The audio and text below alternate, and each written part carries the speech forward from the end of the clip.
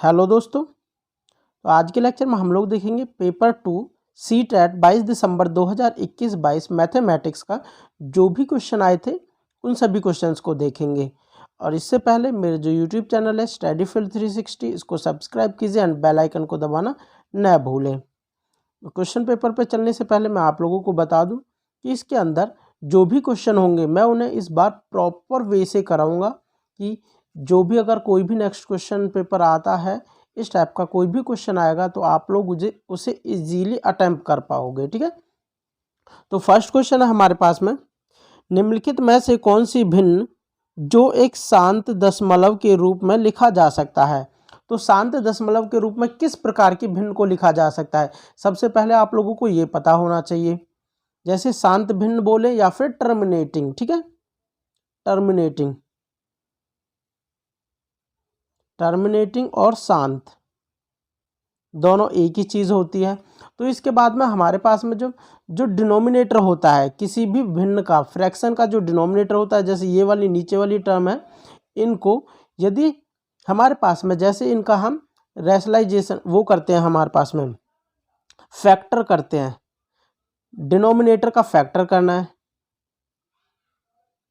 Denominator factor. यदि factor में हमारे पास में 2 × 5 इन दो टर्म के अलावा 2 और 5 के अलावा यदि कोई भी टर्म आ जाती है तो हम उसको कहेंगे अशांत भिन्न। और यदि डिनोमिनेटर का जो फैक्टर करेंगे ये करेंगे हम फैक्टर, तो उसके अंदर यदि 2 और 5 ही आए तो हम उस भिन्न को कहते हैं शांत भिन्न या फिर टर्मिनेटिंग भिन्न। तो यहाँ से जैसे फर्स्ट वाला ऑप्शन है, यहाँ पे 18 लिखा हुआ है, तो 18 को मैं कितना लिख सकता हूँ, हमें ज़्यादा फैक्टर करने की जरूरत नहीं है, 2 × 9 लिख सकता हूँ। और 9 को भी कितना लिख सकता हूँ मैं, अभी देखो 2 × 3 × 3। मतलब हमें एक ऐसा फैक्टर ढूंढना होता है जो 2 और 5 के अलावा हो, तो हम कह देते हैं वो भिन्न अशांत है। ठीक है, तो यहाँ से हमारे पास जो फर्स्ट वाला ऑप्शन है वो अशांत भिन्न हो गया, सो ये ऑप्शन भी गलत हो गया। फिर इसको करने की बजाय यदि मैं 28 को देख लेता हूँ पहले, तो 28 हमारे पास में कितना हो सकता है, 4 × 7। तो हमारे पास एक 7 ऐसा फैक्टर मिल चुका है जो 5 और 2 से अलावा है। इस 4 को तो मैं 2 × 2 लिख सकता हूँ। अब ऐसा तो मत समझ लेना कि 4 आ गया हो गया अलग, तो 4 को मैं 2 × 2 कर सकता हूँ, लेकिन 7 को 4, 2 और 5 के फॉर्म में हम नहीं तोड़ सकते हैं। सो हमारे पास में जो लास्ट वाला थर्ड ऑप्शन है वो भी अशांत हो गया है। अब 250 वाले को देख लेते हैं, तो 250 को हम कितना लिख सकते हैं, तो इसको लिख सकता हूं मैं 25 × 10, और 25 को कितना लिख सकता हूं, 5 का स्क्वायर, और 10 को कितना लिख सकता हूं, 2 × 5। मतलब ये 5 का फैक्टर और 2 का फैक्टर, इसके अलावा इस भिन्न के अंदर कोई भी चीज़ नहीं आई है। तो हमारे पास जो ऑप्शन नंबर सेकंड है 11/250, ये एक ऐसी भिन्न है जो शांत भिन्न है। ठीक है, ऑप्शन नंबर सेकंड हमारे पास करेक्ट है। चलते हैं अब नेक्स्ट क्वेश्चन की तरफ। यहाँ पे नेक्स्ट क्वेश्चन है, इफ ये हमारे पास एक नंबर दे रखा है 547.527 upon 0.0082 is equal to X, then the value of, यही हमारे पास सेम टू सेम यही नंबर रिपीट हो रहे हैं, लेकिन यहाँ पे हमारे पास पॉइंट्स दे रखे हैं और यहाँ पे पॉइंट नहीं है, तो हमें ये पॉइंट को रिमूव करना है बस। ठीक है, पॉइंट रिमूव करने के लिए क्या करेंगे, देखो सिंपली हमें पॉइंट्स को रिमूव करने के लिए जितने नीचे पॉइंट्स के बाद में 0 होती हैं उतने ऊपर 0 लगा देते हैं, और ऐसे ही नीचे। यहाँ पे जैसे हमारे पास पॉइंट्स के बाद में कितनी है, 3 है अक्षर लिखे हुए हैं, तो इस पॉइंट को हटाएंगे और नीचे हम 3 0 लगा देंगे। ऐसे यहाँ पे कितनी है, 4 अक्षर हैं पॉइंट के बाद में, तो 4 0 लगा देंगे। ये हमारे पास में हो गया 3 0 से ये 3 0 कटेगा, और ये चीज़ हमारे पास x के बराबर दे रखी है ऑलरेडी, ये हमें केवल ये चीज़ कैलकुलेट करनी है। तो यहाँ से हमारे पास क्या हो जाएगा, 547 527 बटे में 82, ये जो इंटू में 10 लिखा हुआ है दूसरी तरफ जाके कहाँ जाएगा, डिवाइड में x/10। तो यही चीज़ हमें पूछी हुई है कि वो किसके बराबर है, तो यहाँ से ऑप्शन नंबर जो 4th है वो करेक्ट है। ठीक है, अब चलते हैं नेक्स्ट क्वेश्चन की तरफ। नेक्स्ट है the distance of the earth and moon is, यहाँ पे हमारे पास अर्थ और मून के बीच का डिस्टेंस दे रखा है, ठीक है, इतने मीटर। If it is express in standard form that is p into 10⁻⁴ n, then the value of p and n। तो p और n की वैल्यू पूछी हुई है। यदि मैं इसको standard form p into 10⁻⁴ n इस फॉर्म में लिखूं, तो ये तो 10⁻⁴ n सिंपली आप लोग पता चल जाएगा कितना है। तो हमारे पास जो p होती है वो किस फॉर्म की होती है, जैसे हमारे पास में कोई भी नंबर है a b c d, इस टाइप का कोई भी नंबर लिखा हुआ है, इसको हम स्टैंडर्ड फॉर्म कब कहेंगे, जब हम पॉइंट को सभी जगह से हटाने के बाद में केवल एक अक्षर के बाद में लगा देते हैं, ठीक है।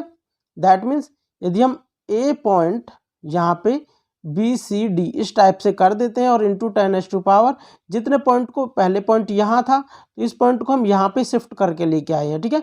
यदि पॉइंट कहीं भी नहीं होता है तो वो लास्ट में होता है, जितने पॉइंट को इधर शिफ्ट करते हैं हम उतने ही 10⁻⁴ चढ़ा लेते हैं। और स्टैंडर्ड फॉर्म में केवल एक अक्षर को छोड़ते हैं, एक नंबर को छोड़ते हैं और सारे पॉइंट को इधर ले आते हैं, ठीक है। अब जैसे यहाँ पे लिखा हुआ है ये यहाँ पे 384 और पीछे हमारे पास 6 जीरो लगी हुई है, तो पॉइंट अभी यहाँ पे है। यदि इस पॉइंट को मुझे एक अक्षर छोड़ते हुए यहाँ पे लेके आना है तो कितने अक्षर हो जाएंगे यहाँ से, 1 2 3 4 5 6, ये 6 जीरोज है, 7 8 8 हो जाएंगे, ठीक है। तो यहाँ से हमारे पास इसको लिख सकते हैं 3.84 इंटू 10⁸, ठीक है। 10⁸ आ गया, जितने हम पॉइंट को इधर लेके आए थे। और पॉइंट के बाद में जो जीरोज होती हैं इनका कोई महत्व नहीं होता है, दैट मीन्स यहाँ से वो सब खत्म हो गए। अब इस चीज़ को और इस चीज़ को मैं कंपेयर करता हूँ तो p के बराबर 3.84 इंटू 10⁸ ये है, n हमारे पास 8 हो गया और ये p की वैल्यू है। सो यहाँ से जो ऑप्शन नंबर फर्स्ट है वो करेक्ट है। अब नेक्स्ट क्वेश्चन पे चलते हैं, ये भी काफ़ी इजी क्वेश्चन है। Arrange the following number in ascending order. Ascending order means हमें बढ़ते हुए क्रम में अरेंज करना है, ठीक है। तो सबसे पहले आप लोगों को ये चीज़ पता होना चाहिए, जैसे हमारे पास कोई भी नंबर 2/5, ये चीज़ 1 से छोटा है। जैसे जो न्यूमरेटर वाली टर्म होती है वो डिनोमिनेटर वाली टर्म से छोटी होती है, तो हम कहते हैं कि वो 1 से छोटा है। यदि मैं यहाँ पे 2/5 की पावर यदि 2 भी करना चाहूँ तो वो इस नंबर से छोटी हो जाएगी। जब हमारे पास में कोई नंबर 1 से छोटा होता है तो उसकी जितनी पावर हम बढ़ाते हैं वो उतना ही छोटा होता चला जाता है। इसका मतलब यदि मैं यहाँ पे 100 करूँगा तो वो तो और भी ज़्यादा छोटा हो जाएगा इससे। तो यहाँ से क्या मतलब क्या समझ आया हमारे पास में, जो 2/5 की पावर जो 100 है वो छोटा है 2/5 से। हमें सबसे पहले सबसे छोटी टर्म चाहिए, देन उससे बड़ी वाली टर्म चाहिए। असेंडिंग ऑर्डर, ये जो डिसेंडिंग ऑर्डर असेंडिंग ऑर्डर लिखा हुआ है, सबसे पहले सबसे छोटी होती है, देन उससे बड़ी, देन उससे बड़ी।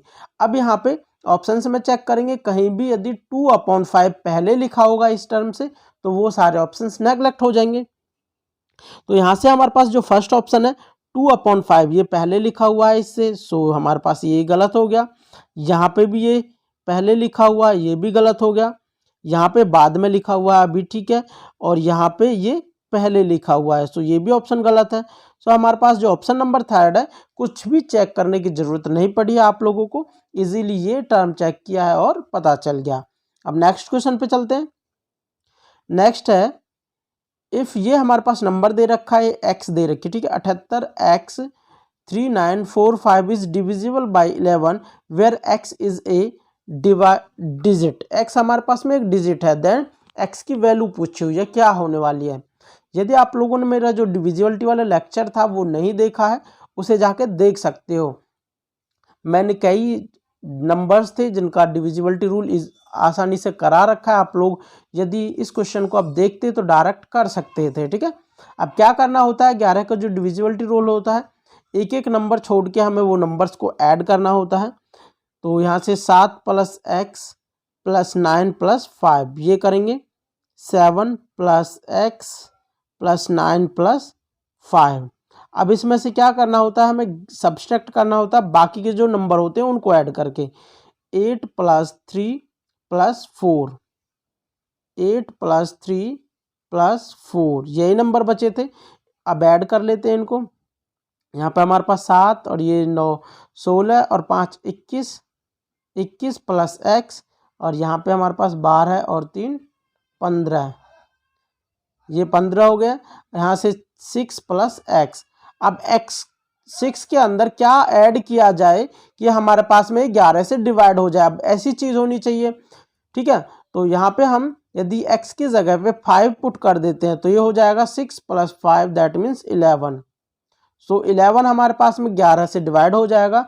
सो जो ऑप्शन नंबर 4 था वो करेक्ट है, x के बराबर 5 आ गया है, ठीक है। यदि आप लोगों ने डिविजिबिलिटी रूल का जो लेक्चर है मेरा वो नहीं देखा है उसे जाके देख लीजिए, ठीक है। नेक्स्ट क्वेश्चन पे चलते हैं। यहाँ पे है one of the factor of x - 3 का स्क्वायर + 5 × x - 3 + 4 इज। तो यहाँ से फर्स्ट ऑफ ऑल हमें क्या करेंगे, जो x - 3 है इसको t के इक्वल पुट कर लेते हैं। x - 3 = t। सो यहाँ से क्या हो जाएगा, t² + 5t + 4 = 0। यहाँ से t की वैल्यू कैलकुलेट करेंगे, कितनी आने वाली है, ये हो जाएगी t²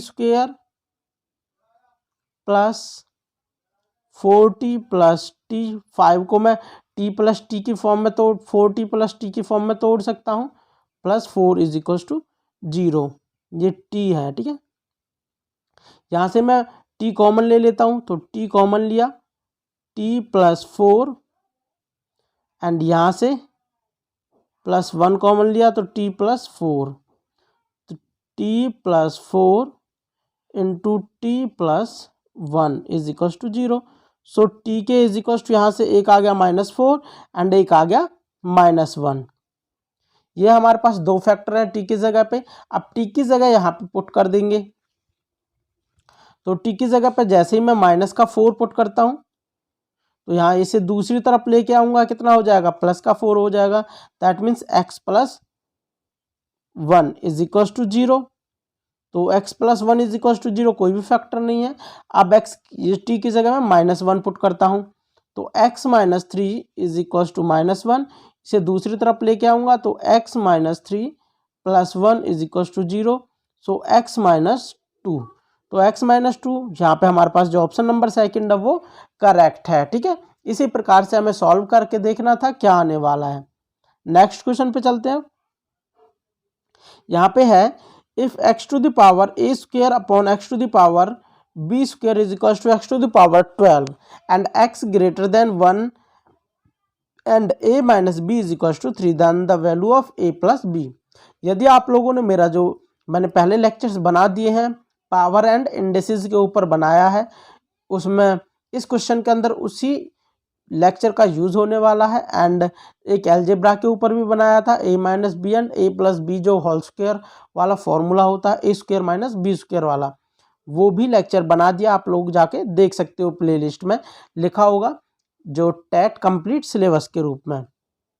यदि हमारे पास में इस टाइप से कोई भी नंबर a⁻m अपॉन a⁻n होगा तो हम लिख सकते हैं a⁻m - n, इस टाइप से हम लिख सकते हैं इस नंबर को। यहाँ पे भी सेम है x⁻a² अपॉन x⁻b², तो इस नंबर को मैं कितना लिख सकता हूँ, x⁻a² - b², और ये इक्वल दे रखा है x⁻12।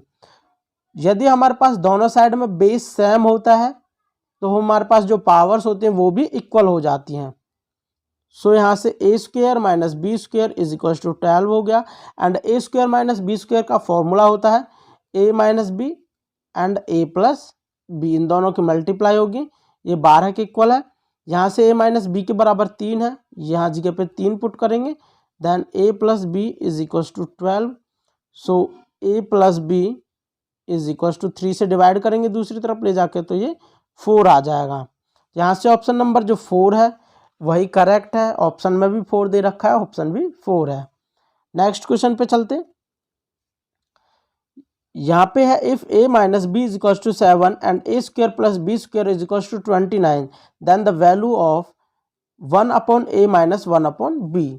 इस टाइप का भी मैंने लेक्चर बना रखा है पहले ही, आप लोगों को डिस्क्रिप्शन में सारी चीज़ें मिल जाएंगी, जो प्लेलिस्ट होगी उसका मैं लिंक डिस्क्रिप्शन में दे दूंगा। ये चीज़ें हम किस प्रकार से निकालेंगे, ठीक है। तो यहाँ से 1/a माइनस 1/b ये चीज़ कैलकुलेट करनी है। यदि मैं इसका एलसीएम ले लेता हूँ तो ए बी एलसीएम आएगा, ये हो जाएगा b माइनस ए, और इसको लिख सकता हूँ माइनस कॉमन लेने के बाद a minus B upon A B. तो यहाँ से मुझे a माइनस बी की वैल्यू का भी पता है, तो ए बी की वैल्यू कैलकुलेट करनी है। यदि मैं इसका स्क्वायर कर दे रहा हूँ तो वहीं पे ए स्क्वायर प्लस बी स्क्वायर वाली टर्म आएगी एंड ए बी वाली टर्म भी आएगी, ठीक है। यदि मैं a माइनस बी का होल स्क्वायर करता हूँ तो ये 49 हो जाएगा इस साइड में, क्योंकि इसका स्क्वायर करूँगा दोनों तरफ में, ये 7 का स्क्वायर 49 आ गया। एंड इसका फॉर्मूला ओपन करूँगा a माइनस बी का होल स्क्वायर, तो a square plus B square minus 2ab is equal to 49। यहाँ से मुझे ये a square plus B square की वैल्यू 29 यहाँ पुट कर दे रहा हूँ, ये 29 minus 2ab is equal to 49। So यहाँ से हम क्या करेंगे, इस चीज़ को मैं दूसरी तरफ लेके जाऊंगा और इस चीज़ को इस साइड में लेके आऊँगा। तो ये हो जाएगा हमारे पास में 2ab is equal to 29 minus 49, और इस इधर से मैं इसे सब्सट्रैक्ट करूँगा तो माइनस 20 हो गया हमारे पास में। अब यहाँ से हमारे पास A B is equal to minus 10, A B के बराबर माइनस 10 आया है। अब यहाँ पे वैल्यूज़ को पुट कर दे रहा हूँ मैं, माइनस आएगा -7 अपॉन में ये माइनस का 10 है, -10 माइनस से माइनस कैंसिल हो जाएगा, 7/10 आ जाएगा, a minus B upon A B minus ये चीज़ 7/10 आ गई। तो ऑप्शन नंबर थर्ड है वो करेक्ट है, ठीक है। अब चलते हैं नेक्स्ट क्वेश्चन की तरफ। ये क्वेश्चन भी आप लोगों को मैंने कराया हुआ है पहले ही लेक्चर्स में। तो यहाँ पे क्या करना होता है, p प्लस क्यू जो सेम पावर्स होती हैं या फिर सेम चर होता है, सेम वेरिएबल होता है, उनको हम ऐड करते हैं और बाकी के वेरिएबल्स को अलग छोड़ देते हैं, ठीक है। तो यहाँ से x की पावर 4, ये x की पावर 4 है, ये x की पावर 4 है। अब जो चीज़ दे रखी है वो चीज़ करनी है, p प्लस क्यू इन दोनों को मुझे ऐड करना है एंड देन r को सब्सट्रैक्ट करना है। ये ऐड करूँगा तो 2 और एक ये 3 हो गया, देन माइनस में 3 करूँगा तो 0 हो जाएगा, मतलब p plus Q minus r is equal to 0 x की पावर 4 हो गया। देन ये और ये ऐड करने, इसको सब्सट्रैक्ट करना है, इसको और इसको मैं ऐड करता हूँ क्योंकि ये x की पावर 3 y की पावर 3 है, ठीक है। इनको ऐड करूँगा तो ये आएगा 2x square y 2x cube y cube. इसको सब्सट्रैक्ट करूँगा तो ये प्लस का साइन हो जाएगा, देन ऐड हो जाएगा, 3 2 ये यहाँ पे 2 बचा था पहले और ये 4 है, 6 हो जाएंगे, plus 6x cube y cube. And यहाँ पे इन दोनों को मैं ऐड करूँगा तो ये 2 बचेगा ऊपर, प्लस का 2 और इसको मुझे घटाना पड़ेगा तो ये माइनस का 2, +2 -2 कैंसिल हो जाएगा, प्लस में 0y4। तो ये वाली चीज़ें तो कैंसिल हो गए, ओनली हमारे पास क्या बचा 6x क्यूब y क्यूब। तो यहाँ से हमारे पास जो ऑप्शन नंबर 4 है वो करेक्ट है, ठीक है। चलते हैं अब नेक्स्ट क्वेश्चन की तरफ। If 7 minus x upon 5x plus 1 is equal to 3 then the value of x plus 1 upon x minus 1। तो फर्स्ट ऑफ ऑल हमें क्या करना है, जो फर्स्ट इक्वेशन दे रखी है इसको रीअरेंज करने के बाद में, दैट मीन्स क्रॉस मल्टीप्लाई करने के बाद में हम x की वैल्यू कैलकुलेट करेंगे, देन यहाँ पे पुट कर देंगे, that means 7 upon x minus upon में x 5x plus 1 is equal to 3। अगर अपॉन में कुछ नहीं होता है तो 1 हो जाता है, ऐसे हम क्रॉस मल्टीप्लाई करेंगे। सो यहाँ से क्या हो जाएगा 7 minus X is equal to 3 और 5 की गुना करेंगे 15x प्लस 3। ये वाली चीज़ इधर लेके आऊँगा, माइनस की हो जाएगी और ये भी माइनस है पहले से ही, तो ये 16x हो जाएगा माइनस का। ये दूसरी तरफ जाएगा, यहाँ से हमारे पास में माइनस का हो जाएगा -7 plus 3, so -4। x is equal to x के बराबर यहाँ से कितना आ जाएगा, हमारे पास आ जाएगा 1/4, क्योंकि मैं जब 16 से इसे डिवाइड करूँगा तो 4 से 16 4 बार कट जाएगा, ठीक है। अब इस जगह पे पुट कर देते हैं हम वैल्यूज़ को, x plus 1 upon x minus 1, 1/4 plus 1, 1/4 minus 1। तो इस जगह पे इसको करता हूँ तो मैं हमारे पास आ जाएगा 5/4 एंड इस जगह पे करता हूँ तो आएगा -3/4, 4 से 4 कैंसिल हो जाएगा, सो -5/3। सो यहाँ से हमारे पास जो ऑप्शन नंबर फर्स्ट है वो करेक्ट है। इसी प्रकार के छोटी छोटी कैलकुलेशंस है, यदि नेक्स्ट टाइम इस टाइप का कोई भी क्वेश्चन आता है आप लोग उसे इजीली कर सकते हो। फर्स्ट ऑफ ऑल ये राइट वाली जो इक्वेशन दे रखी है पहले इसको सॉल्व करना है, देन यहाँ पे पुट कर देना है। यहाँ पे है if the mean of the 5 observation x plus 3, x plus 6, x plus 9 and x plus 12 is 15, then the mean of first 3 observations. जो mean mode and range median इस टाइप का एक लेक्चर मैंने कंप्लीट बना रखा है, आप लोग जाके उसे देख सकते हो। ठीक है, अब इसमें देखते हैं हम मीन निकालने के लिए क्या करेंगे, इन सबको ऐड करेंगे, 5 नंबर्स हैं, देन 5 से डिवाइड करेंगे। तो यहाँ पे हो जाएगा x plus 3 plus x plus 6 plus x plus 9 and x plus 12 upon 5, ये हमारे पास हो जाएगा 15 के इक्वल। ठीक है, इनको ऐड करते हैं, 1 2 3 4 5, हमारे पास 5 x हो जाएंगे एंड बाकी के जो विदाउट x वाली टर्म्स है ये 3 6 9 9 18 और 12 20, ये हो जाएंगे 30 अपॉन 5 इज इक्वल टू 15। 5 से डिवाइड करूंगा तो x plus 6 is equal to 15। So यहाँ से x की वैल्यू इज इक्वल टू 9 आ जाएगी। अब x की वैल्यू 9 आ गई, इसने बोला हुआ फर्स्ट जो 3 ऑब्जर्वेशंस है उनका मीन कैलकुलेट करना है। फर्स्ट 3 हमारे पास क्या है, x प्लस 3, x प्लस 6। यहाँ पे x की वैल्यू पुट करूंगा तो कितना आ जाएगा, 9 प्लस 12 प्लस 15/3। इनको ऐड कर लेते हैं, यहाँ पे हमारे पास में हो गया 21 और 15 36/3, 36/3, तो इसे काटूंगा, ये आ गया हमारे पास 12। तो ऑप्शन यहाँ से हमारे पास में जो सेकंड ऑप्शन है, ऑप्शन नंबर सेकंड 12, वो करेक्ट है। अब चलते हैं नेक्स्ट क्वेश्चन की तरफ। A card is selected at random from a standard deck of 12 packing card. What is the probability of selecting card being not a king? तो यहाँ पे पूछा हुआ है एक कार्ड की किंग न होने की प्रोबेबिलिटी ज्ञात कीजिए। यदि हम पहले कार्ड होने की प्रोबेबिलिटी किंग होने की प्रोबेबिलिटी ज्ञात कर लेते हैं, टोटल नंबर कितने यहाँ पे 52 हैं और किंग कितने होते हैं एक डेक के अंदर, जो एक हमारे पास ताश की गड्डी होती है, किंग होते हैं हमारे पास उसमें 4 और टोटल हमारे पास में कार्ड कितने हो जाते हैं, वो 52 हो जाते हैं। यहाँ पे किंग की प्रोबेबिलिटी क्या हो जाती है, probability of king is equal to 4/52, that means 1/13। जब इसे हम कट करेंगे, अब इसने बोला है नहीं होने की, जैसे हमारे पास में होने की और नहीं होने वाली जो प्रोबेबिलिटी होती है उन दोनों को ऐड करते हैं, वो 1 के बराबर आ जाती है।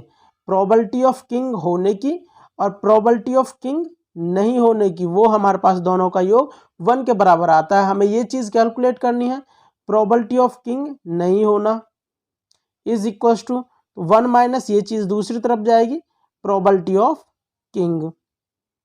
तो यहाँ से 1 माइनस ये हो जाएगा 1/13। सो इसको सॉल्व करते हैं तो आ जाएगा हमारे पास 12/13। सो ऑप्शन हमारे पास में फर्स्ट वाला करेक्ट है। ये चीज़ अभी तो मैंने आप लोगों को समझाया है कि इसे ऐसे ऐसे लेके जाना है, लेकिन आप लोग ये वाला फॉर्मूला डायरेक्ट याद कर सकते थे, probability of king not is equal to 1 minus probability of king.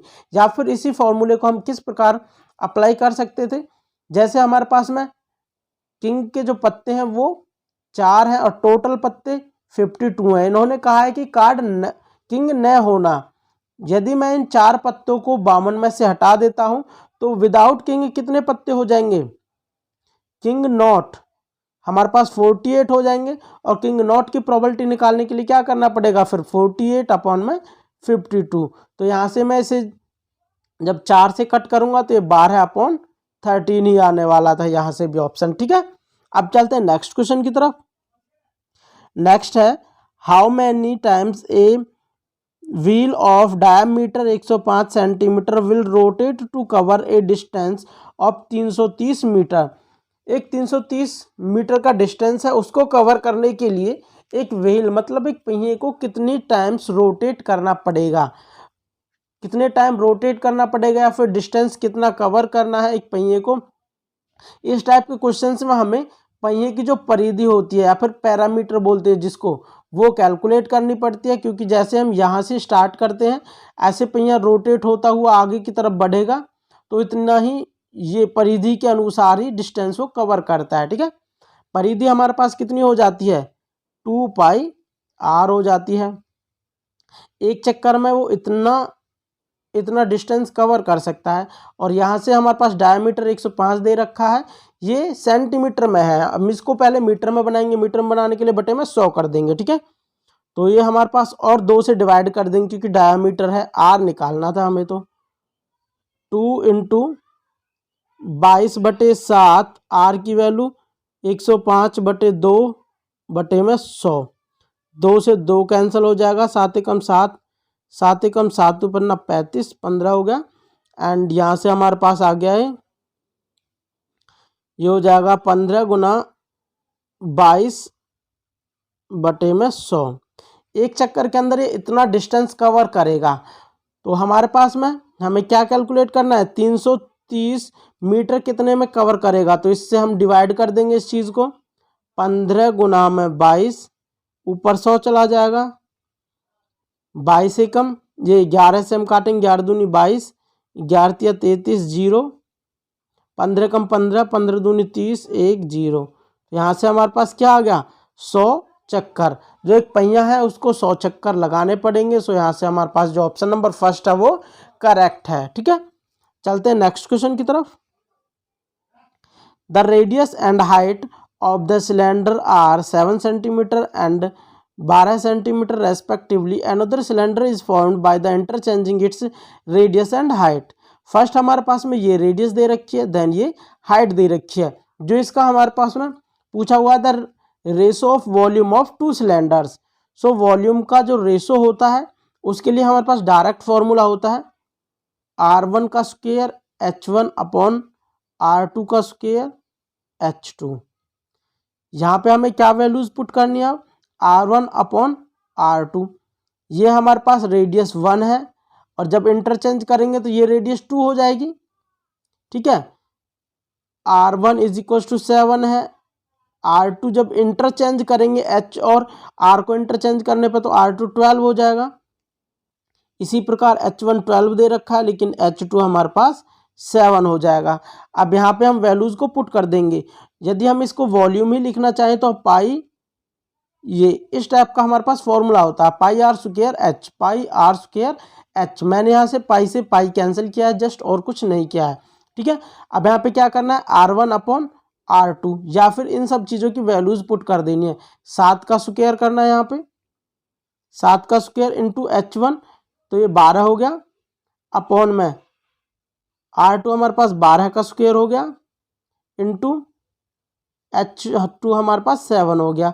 एक 7 से एक 7 कट जाएगा, एक 12 से एक 12, तो यहाँ पे आ जाएगा 7/12। तो रेशो भी कितना आ गया हमारे पास, 7:12। यही चीज़ हमें कैलकुलेट करने के लिए पूछी गई थी। सो ऑप्शन नंबर फर्स्ट हमारा करेक्ट है। ठीक है, नेक्स्ट क्वेश्चन यहाँ पे है, if the area of the square and the area of the circle.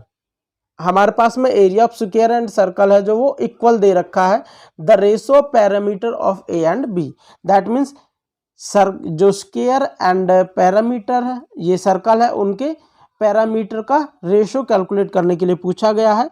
यदि एरिया बराबर है, जो स्क्वायर का एरिया होता है वो क्या होता है, एस स्क्वायर, मतलब साइड का स्क्वायर हो जाता है, एंड सर्कल का होता है pi R square, pi R square.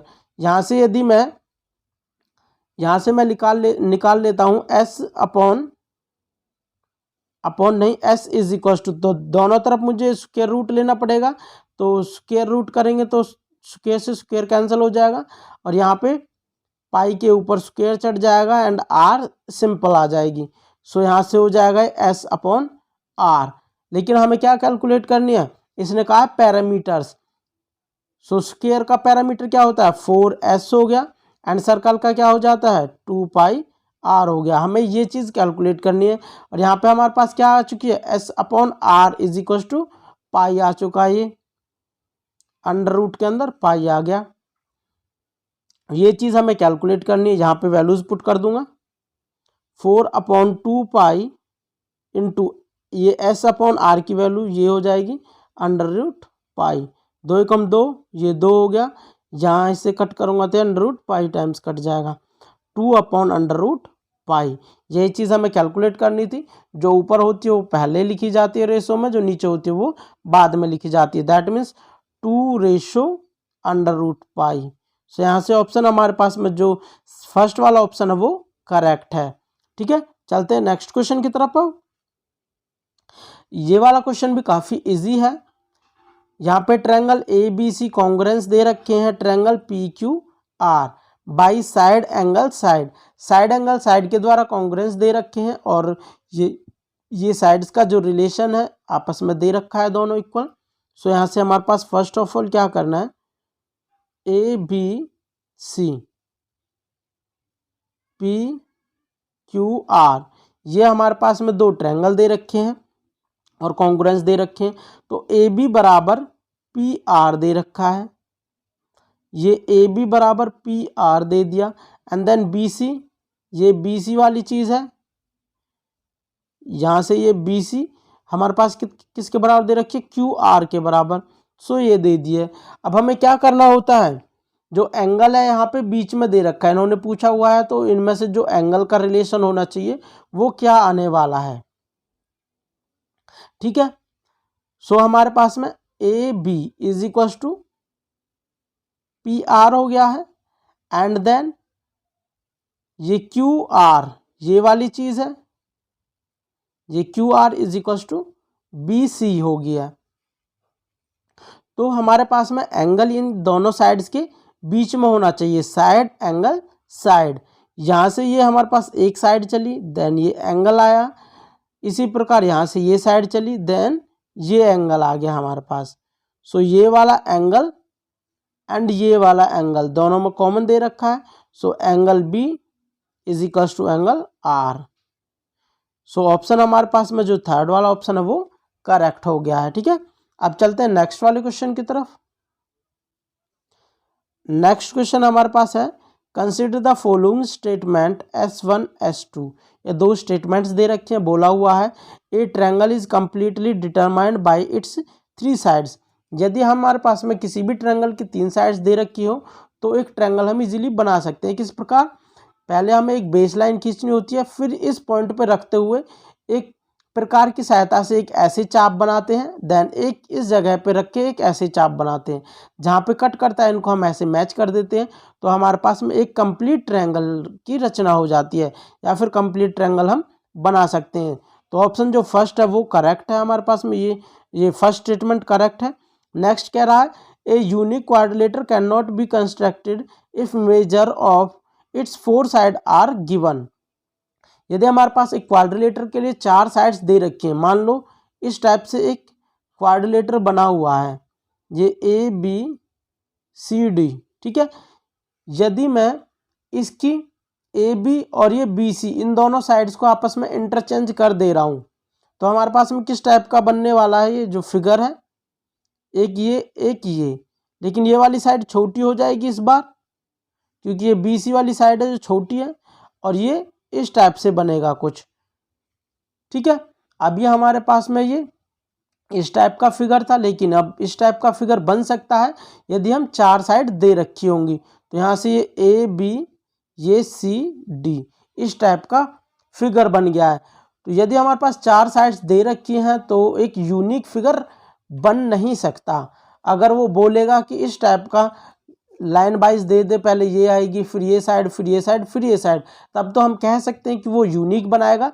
यदि केवल 4 साइड्स देगा तो हम किसी भी प्रकार के इनफाइनाइट नंबर ऑफ, वो इनफाइनाइट तो नहीं, कुछ फाइनाइट नंबर के एक से ज़्यादा, मतलब 2-3 से ज़्यादा फिगर हम बना सकते हैं।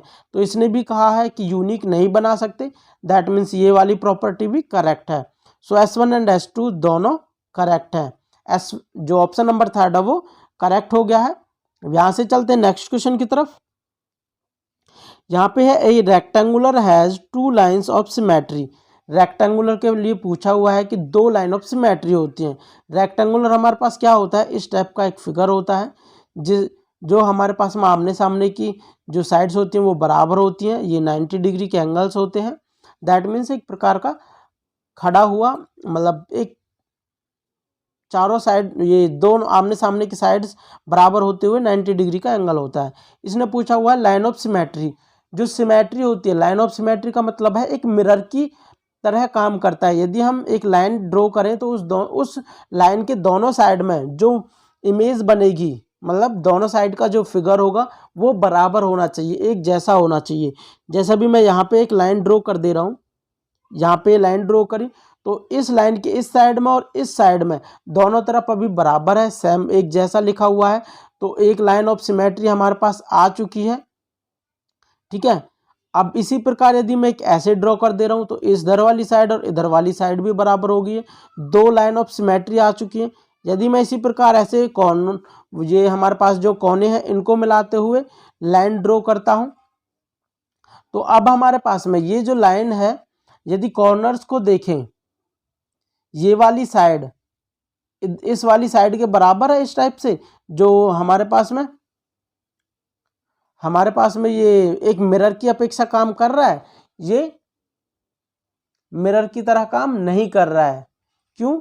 क्योंकि यदि हमारे पास में ये वाली साइड इस साइड के बराबर आ जाती, जो नजदीक वाली साइड होती है वही उसके बराबर रिफ्लेक्ट होनी चाहिए थी। ठीक है, इस टाइप से हमारे पास में मिरर की इमेज नहीं बन पा रही है, ना ही इस टाइप से मिरर की इमेज बनेगी।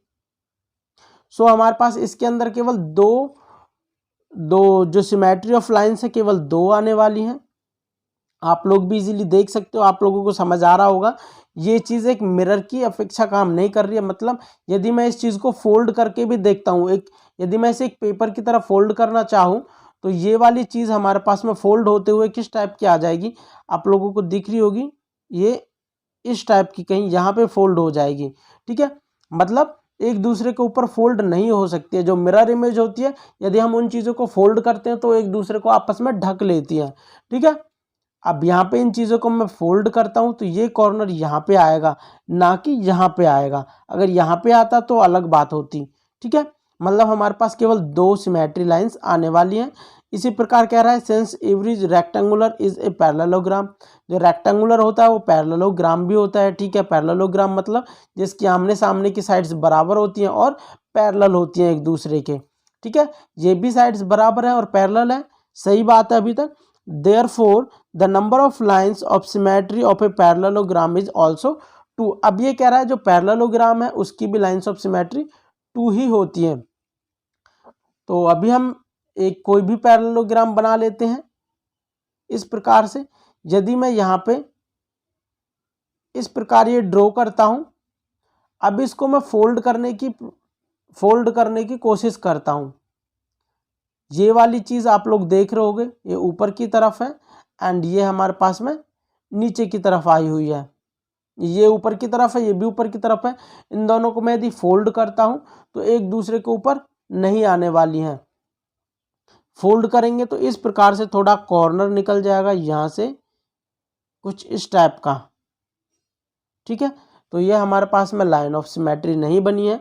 यदि मैं कॉर्नर को इस टाइप से, यहाँ पे हमारे पास जो लाइन ऑफ सिमेट्री बनने वाली है, यदि मैं इसे इस टाइप से ड्रॉ करता हूँ, अब यहाँ से आप लोग देख सकते हो